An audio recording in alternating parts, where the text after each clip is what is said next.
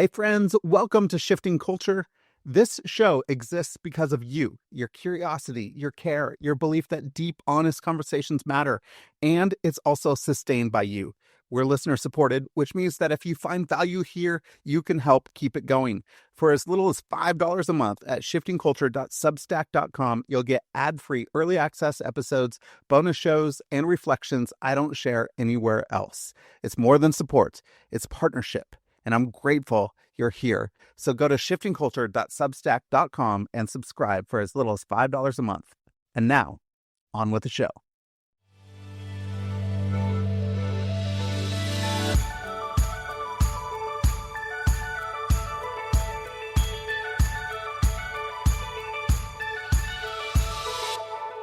Hello, and welcome to the Shifting Culture podcast, in which we have conversations about the culture we create and the impact we can make. We long to see the body of Christ look like Jesus. I'm your host, Joshua Johnson. You know, we have a very special bonus episode for you today. I had the privilege of going onto the Follow to Lead podcast hosted by Tony Miltenberger, who we just had on our podcast this week, that you could go and listen to his episode that we just released earlier. But I was on his podcast. I really had a great time, and I thought you would enjoy listening to it as well. So we're going to drop it here for you. You could listen to the whole episode here, and then you could go and follow and subscribe to the Follow to Lead podcast anywhere you get podcasts. I had a great conversation. Let me know what you thought. So enjoy me, Joshua Johnson, on the Follow to Lead podcast. My hope then is to say, how do we live faithfully, and how do we live an embodied experience where we could start to look more like Jesus in a rapidly shifting culture?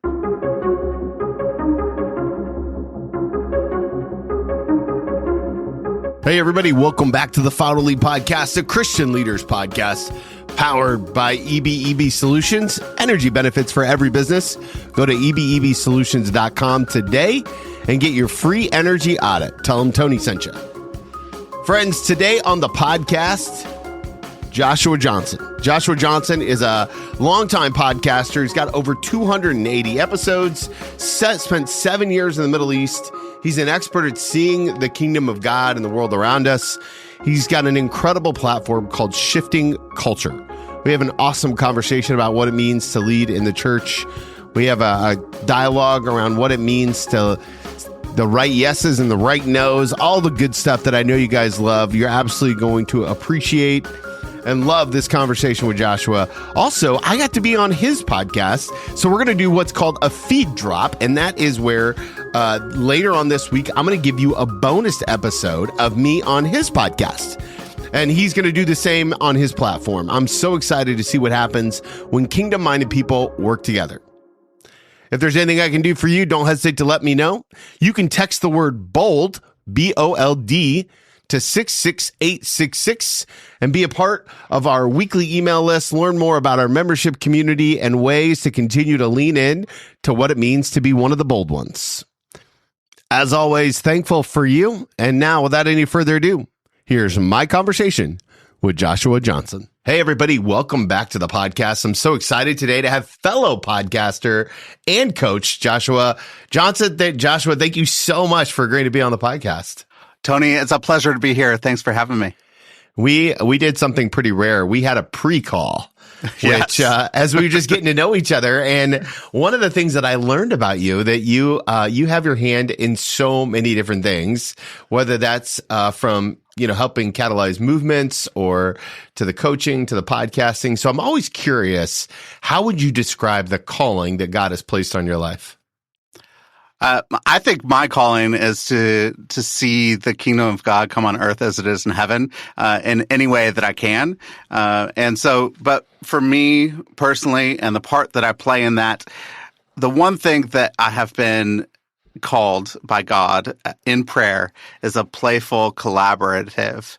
So I'm a playful collaborative, meaning that I want to collaborate creativity with other people to see creative solutions in the world. And I want to do it in a fun way, to be playful, that it's not really just serious, but there's actually some fun to be had in this life with God and with others that we desperately need at the moment. Amen. That rings more true now than I think in years past. But Yeah. there are a lot of leaders listening right now who listen and are part of our community. And I think that they might struggle with the word playful. Yeah. So give us a working definition of that. Like, how do we drill down on what playful means on a random Tuesday in March? Random Tuesday in March, playful. I think actually what playful means is part of it is the creative side, that we are thinking outside of the box, that we're having fun, that maybe it's like putting your feet in the dirt, and playing with your son. Maybe it's going out and playing sports, but what it is creative thoughts, solutions, ideas in ways that look different than what the world is and the world portrays. Because I think that most of us live in a status quo humming, that we're just going through the motions day by day. So if I'm playful, I actually get to be out of the box and get to have my crayons out and draw something fun. It may look messy, it may be ugly, but it is fun and playful and creative. Do you think Jesus was playful? I mean, my initial reaction is to say yes, but I'm trying to think of a couple of scriptures that might align with that. What do you got? You got anything? Have you thought about this? I think because of children. The kids. He had the kids around him all the time. He says you have to become like a child or else you can't enter the kingdom of God. He was around kids, with kids, loved kids. I think he was playful. I mean, that's one thing I do love about The Chosen, the series, and their portrayal of Jesus as somebody that would tell a joke and have some fun with his friends. And it's not just, stoicism, serious all the time. Now, how do you manage your playful side with the fact that you also have like all the things to do? Like before we hit record, we were talking about our day yesterday and how bananas nuts it was. Yeah. Like, how do you live in that tension? Well, I think it's hard, right? Yeah, I was difficult. Like, not well, with lots of coffee. That's my, yes, always. I definitely have lots of coffee. And then I switched to like Coke Zero in the afternoon. So I got some more caffeine coming in the afternoon. But I think I need to be grounded in between my different things that I do. And so that means, for me, the presence of God is really important in my life. And that helps me get to a place of creativity and playfulness where I am being my true, authentic self. And so it actually just means that I am paying attention to the Spirit of God with me. And it actually is a turning of my attention towards the Spirit of God.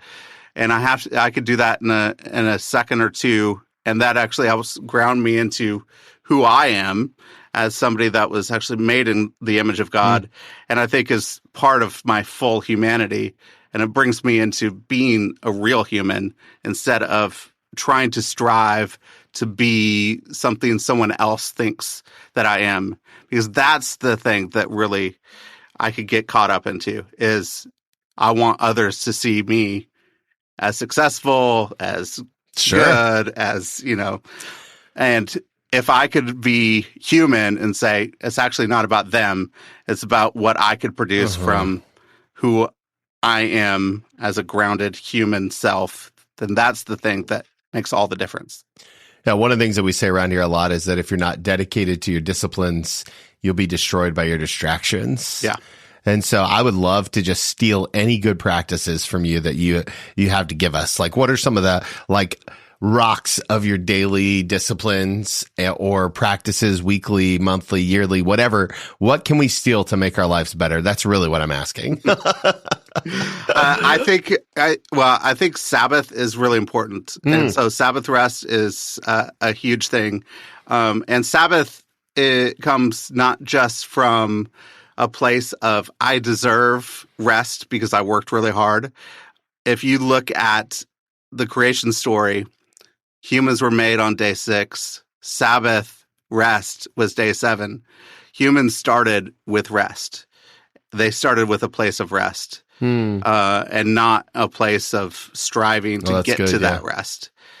And I think Sabbath is important. We took an extended sabbatical 2 years ago, 3 months, which was fantastic. So that's an every 5 to 7 year rhythm. Take an extended sabbatical there, but a weekly Sabbath, and then it's daily, every day. I actually like centering prayer for me to start. And centering prayer is basically a posture of silence before God, and maybe focus on one word or two, and just being and sitting with the presence of God. That grounds me so much, rather than me trying to like dump all my thoughts to God. I get to sit with in his presence. And if I could get 10, 15 minutes of that in the morning, that discipline helps like propel me throughout the day. Centering prayer. Could you give us like an example? I don't want you to do, obviously I don't want you to take 10 minutes now. For people who, never done it before. Yeah. If you think of meditation, it's meditation, but meditated on a word or phrase, but with the presence of God, with the presence of Jesus in your life. So it's not trying to empty yourself, but it's actually about being with God. So you're basically silent with God. You may focus on something. So for me, sometimes I need the peace of Christ. So I will say, I choose to feel and experience the peace of Christ right now. And so that's something I'll come back to.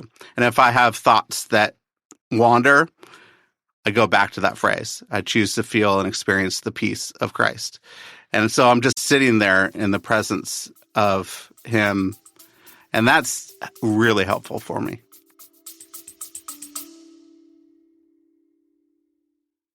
Hey, friends, thanks for being here. Really. Shifting Culture isn't just a podcast. It's a community of people leaning in, asking deeper questions, and reimagining what's possible together.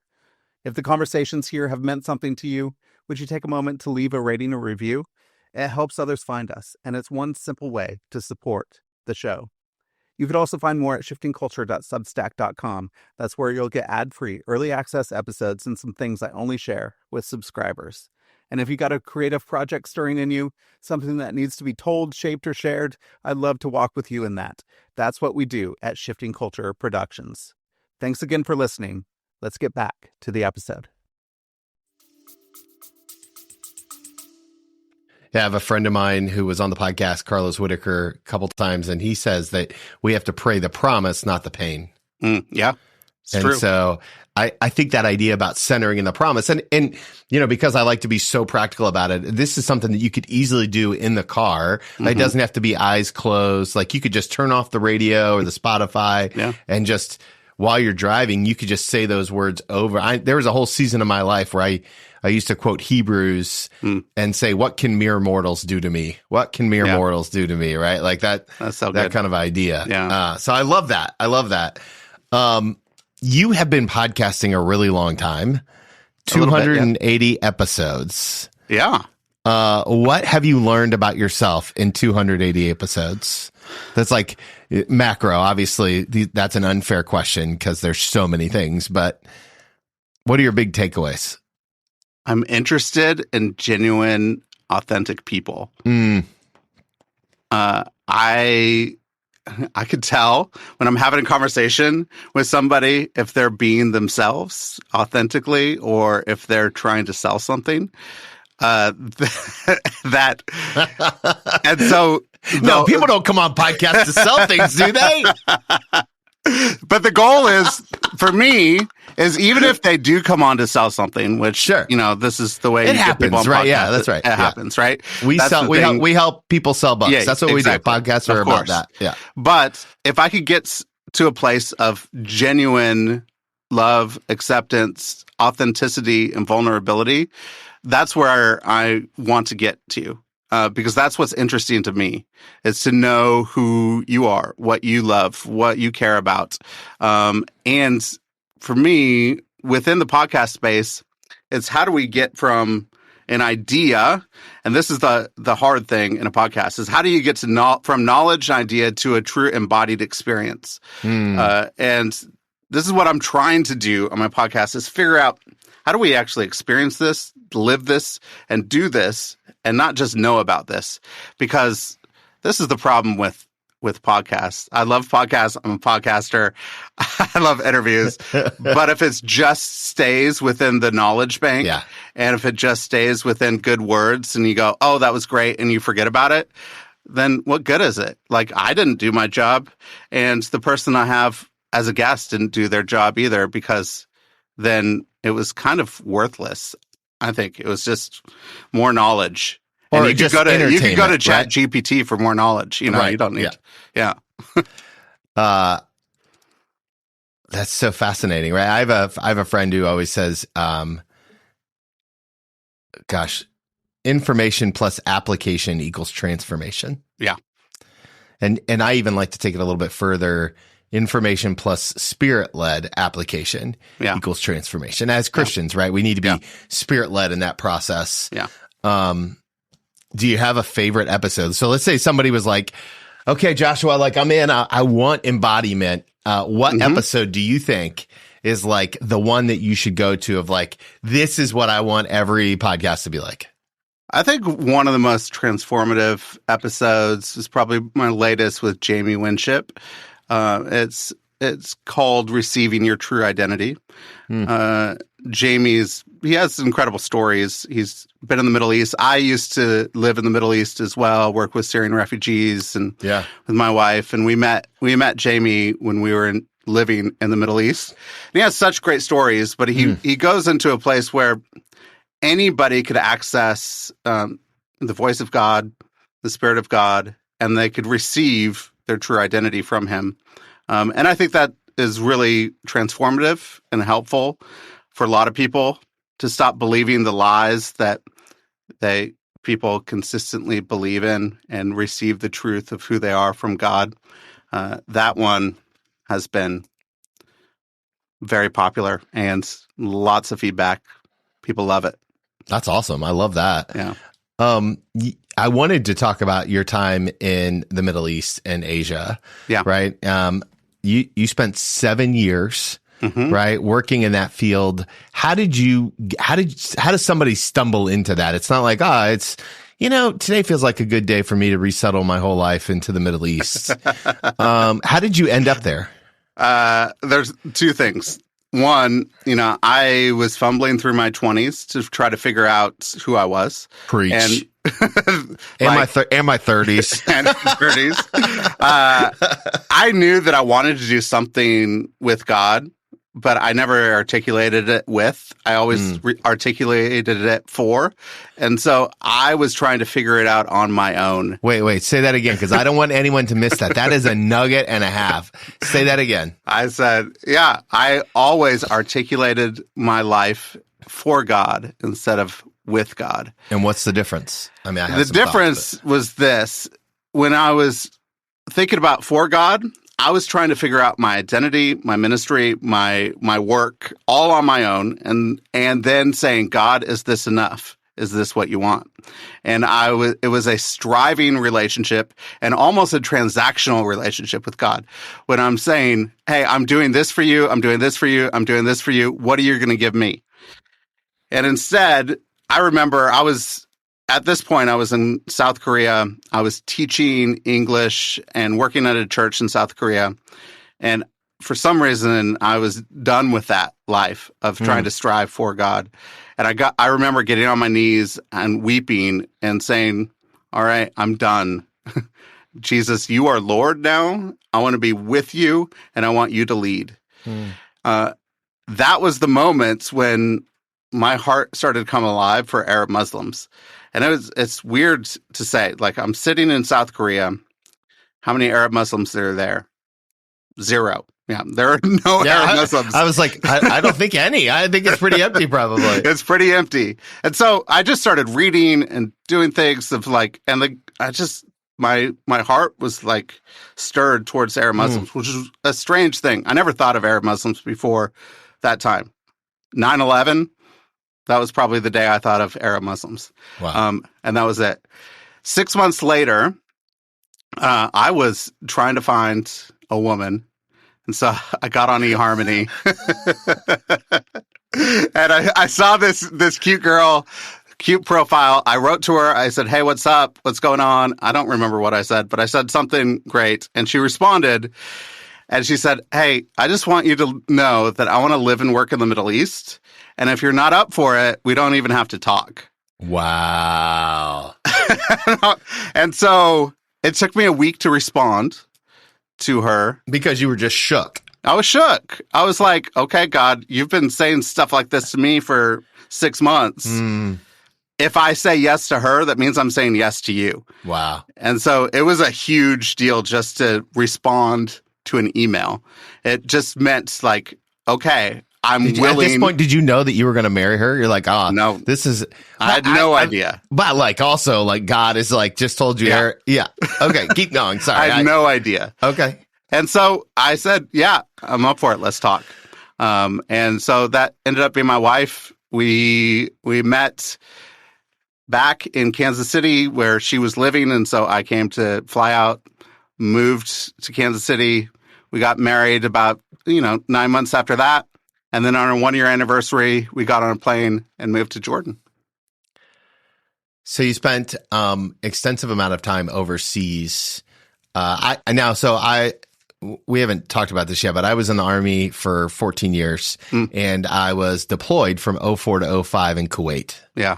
And so, so I have a heart, I have a special place in my heart for the Middle East. Yeah. And just kind of it's not like super clean. It's very tenuous place in my heart. I would assume so. Yeah. So just to be, but how did that time overseas affect your heart?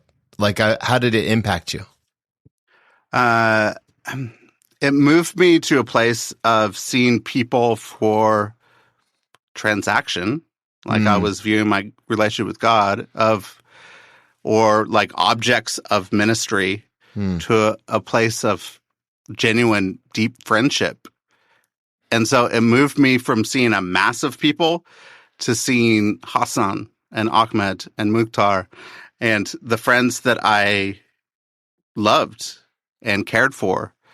And it moved me to a place of, man, these people know hospitality and they love and care and have a community on a deeper level than we Americans could ever dream of.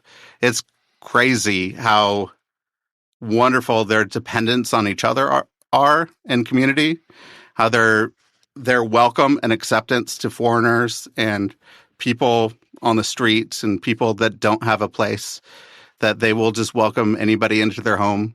You walk down the street and you're going to be offered to come in for coffee like 10 different times. It's a beautiful place when you strip away seeing people for a mass population to actually seeing people for individuals, friends, families, and community that actually loves well. Obviously, there's some cultural expectation in the midst of all of that, right? Like in Jordan, they're going to expect you to do those kind of things. How has that changed the way that you and your wife show up in the U.S.? And what was that culture shock like coming back? Reverse culture shock is real. This is what we call it, is reverse culture shock. And okay, that's what I thought. Right, yeah. And I'm sure you have, after you were deployed, I'm sure you have it. You're seeing a lot of things. You're coming back. You're like, this reverse culture shock is crazy. Why? Because you're living in a place where the people back home, your friends, your family that you had, they've grown. I mean, we were gone for 5 years, so they've grown 5 years of time without you. They're different. The culture is different. The people are different. You have changed dramatically. So you're actually, I became a more empathetic, caring, loving person during my time. I'm just a changed person. And also, so when people speak ill of people that have no idea who they are, it kind of starts to make you angry because they're now your friends instead of just a mass of people. And so that's a hard position to be in when you're like, hey, I know those people. That's not who they are. There are some bad actors, but there's a lot of bad actors in America. Like it's just people are bad everywhere and people are good everywhere. There's so it makes you think humanity as a whole and not just in mass things. But it is really difficult when everybody has moved on and nobody was the same when you left. I always tell soldiers, I for a number of years I did retreats, marriage retreats for soldiers coming back from deployment. And so one of the things that the imagery that somebody gave me once that I routinely say is like, when you leave to go overseas, it's like getting off an escalator. Yeah. And the hard part is you get back on the escalator where you got off, but everyone else has moved on. Yeah. And that's a wild experience. So in light of that, I know that you're really active in your home church. What's it been like recreating community in Kansas City? I think, there's a few things that we do. One thing I love about our church is where we have a series of home churches in the city, and then we gather once a month corporately. All the home churches come together once a month. So what I love about the community that we've built is that it is genuine community. It's like one anothering. It is participating together in the home. That is not just a preacher on stage and you're just receiving something. And that specifically has been incredibly helpful finding it in America, because I don't think I could go back to a place where I'm just sitting around receiving and not participating. Yeah, that's good. And having other people participate with me, because we all have gifts and things to bring to the table, and it's devaluing of the whole body if we're not actually letting people participate in that. So that has been very helpful. And the others is just the problem with America is you have to build community. Yeah. Like community is not baked in. And so it's taken a while, but because of my son in our neighborhood, people are out on the street. When we first moved there, nobody was out in front. Nobody was playing on the street. Nobody was out in the front yards. Everybody was in the back. And now people are out on the front street. We know all of our neighbors. We, have text threads. We care for one another. Yeah. Make sure that we know things, and we invite people over, and they invite us over, and it's a more communal experience in our neighborhood than it was when we first moved there. And a lot of it had to do with my son going around and finding other boys, drumming to play up friendships, with, right? Yeah. Kids are fearless. They are. And go back to your playful thought, right? Like that's their desire for play is so strong. I think that's beautiful. I love to hear origin stories, and so the name of your podcast is called Shifting Culture. I would love to hear kind of the origin story behind Shifting Culture and how it came to be and what you hope to accomplish with it. Yeah. When I was thinking of podcast names and what I wanted a podcast to be, I wanted it to revolve around culture, just as I was fascinated with different corporate cultures with different people groups around the world, cultures within the church, and that I knew that if anything was going to change in this world, what needs to shift is culture.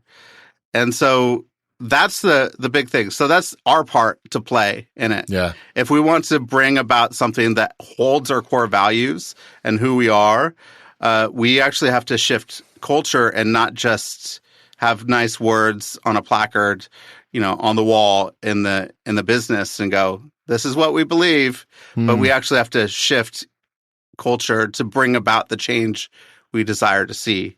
So that's our part to play in it. And then another part is like, we actually have a shifting culture at the moment. Like the cultures are changing rapidly and quicker than we could ever imagine. And so because of that, then there's that world part. Like, hey, we have a shifting culture. And so my hope then is to say, how do we live faithfully? And how do we live an embodied experience where we could start to look more like Jesus in a rapidly shifting culture? And that's a difficult thing to do when you have ideologies and things pulling at you from every side, and you're trying to find your identity in what other people say and what this great charismatic leader says, instead of your identity as a faithful follower of Jesus that actually embodies his ways, which are so subversive in the way of the world. Like it is, and it's the only thing. And like if you're thinking about like cycles of revenge, which I see over and over and over again, I really think the only way to combat that is the way of Jesus, which is forgiveness, love, peace, and it actually works. It stops wars. It stops retribution. It stops revenge. Wow. Let's say that you were talking to a young leader, maybe somebody who's a C-suite executive or somebody who's a faith-driven, but also has some influence in the workplace. If they were sitting in front of you, what advice would you give them on how to influence culture when maybe they're not the boss, but they're more than just an hourly employee? Yeah. Not to say that an hourly employee doesn't have the ability to influence culture. You know what I mean? Let's say they've got maybe a team underneath them. I think you start with the team. Like it's that team. So if you have the ability to have some influence around some people, that's where you start with everything. And then you provide something where there's a case study so that a whole organizational shift can happen.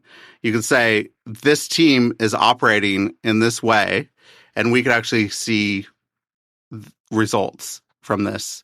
We see that, customers actually are received in a greater way, that they feel honored and cared for and taken care of.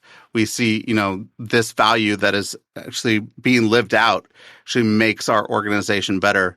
And so you start with a small team, and those are, you have your first followers and you have your first people that start this movement. And it always starts with a small group experimenting and trying to change. And you'll have your late adopters, but only after you see, results that it actually works. Late adopters don't come in unless things are working and they know exactly what to do. Yeah. And they know the steps to take. And so you have to find your experimenters and your crazy pioneers. And if you could find those people, then you could start to shift some things around and to play with some things that need played with. Experimentation. Do you have any thoughts about how to get a good litmus test about where the culture is? Because I think that there are a lot of people who are influencing culture that don't exactly know where or how to measure it. Like, where is our culture? How do I define it?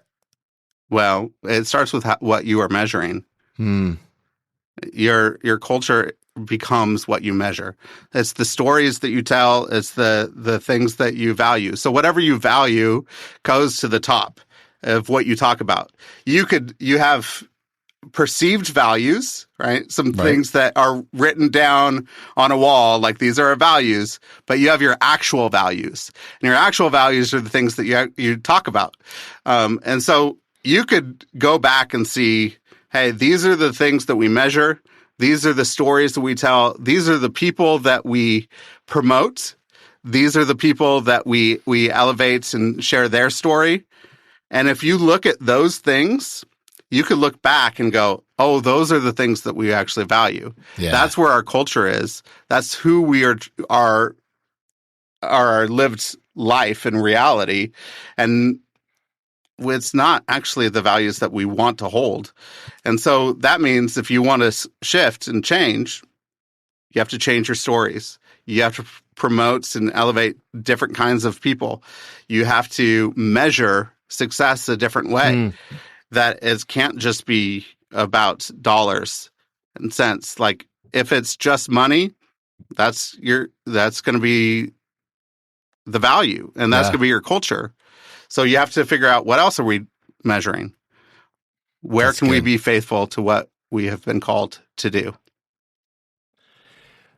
Well, let me ask you this. As you think about the year ahead, you're active in so many different things. You've got a lot of different projects always moving. What are you most excited about? What should we be praying for you when we think about you in the year ahead? When the bold ones pray for you, what should they think about? Well, if anybody prays for me, that's amazing. So thank you. That would be awesome. But I just got off a call with a friend who is a filmmaker, screenwriter, and we are working on a one-man show that is going to be story-based, storytelling, that we are talking about it a different way and a new way to live in the world.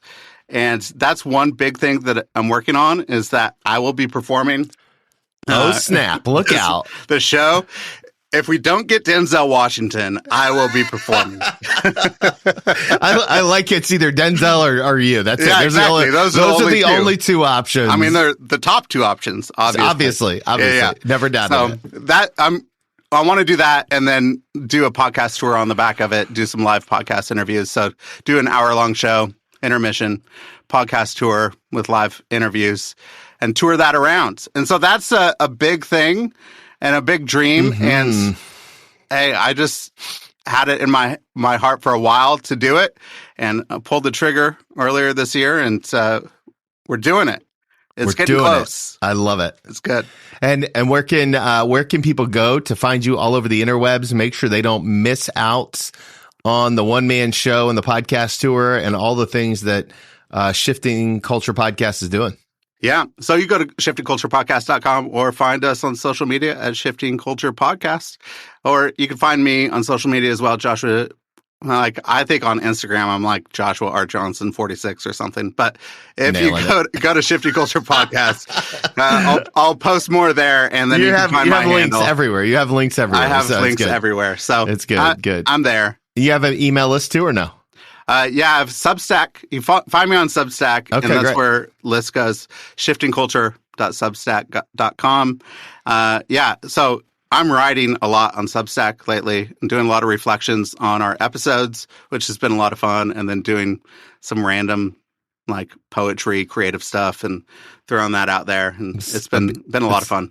Fantastic. Okay, last question I love to ask people. It's an advice question. I invite you to go back in time and give yourself one piece of advice, except I get to name the season of life that you're in. All right. Can we go in the future? Nope. No. Okay. Bet on the Bengals to win the Super Bowl. I'm just kidding. No way. Terrible bet. No way. Joe Burrow will get hurt again. In Jesus' name, I forbid it. Here's the question. In all seriousness, if you could go back to that day that you mentioned in South Korea, mm-hmm. where you surrendered everything. Yeah. If you could go back to that younger version of yourself, and after that powerful moment, I know that you were in God's presence, but I can also imagine that there was so much uncertainty. Yeah. If you could go back and sit knee to knee with that younger version of yourself, hold his hands, look him in the eye, and give him one piece of wisdom about the journey he was going to go on, what would you tell him? Listen to Jesus and do what he says. That's so good. It. Like, if you do that, your life is set. That's so good. Yeah. Joshua, thank you so much for taking the time to be generous today. And man, I'm looking forward to hearing about how this podcast tour goes and the one-man play and all the connections that we have. So thank you for being a friend and a fellow kingdom builder. And I can't wait to see what God does next. Well, thanks. Thanks, Tony. It was a pleasure to be on the podcast. I love it.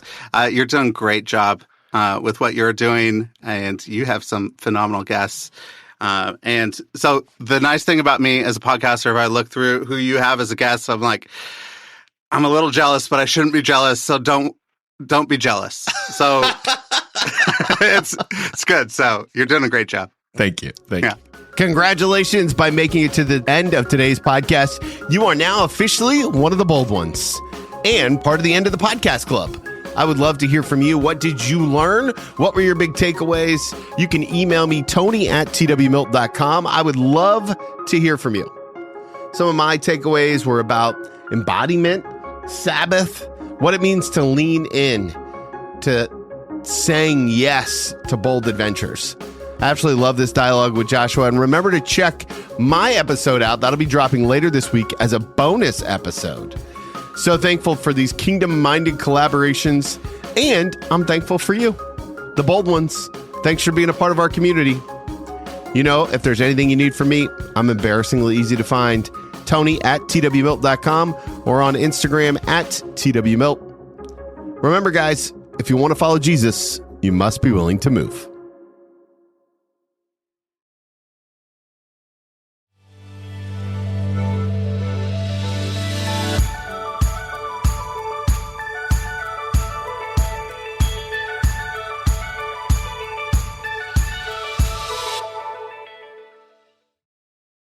Thanks for listening to this episode of Shifting Culture. This show was edited and produced by me, Joshua Johnson, at Shifting Culture Productions. If you're enjoying the conversations, consider supporting the work by subscribing at shiftingculture.substack.com. For as little as $5 a month, you'll get ad-free early access episodes and other exclusive content delivered straight to your inbox. I'd love for you to not just listen, but engage. Reach out. Share what's resonating, and let's keep shaping culture together. Whether you're a listener with feedback, a creative with an idea, or a brand looking to connect with a thoughtful, engaged audience, let's talk. If you're interested in advertising on the show, I'd love to hear from you. Contact me directly for rates and availability. Until next time, let's keep shifting culture.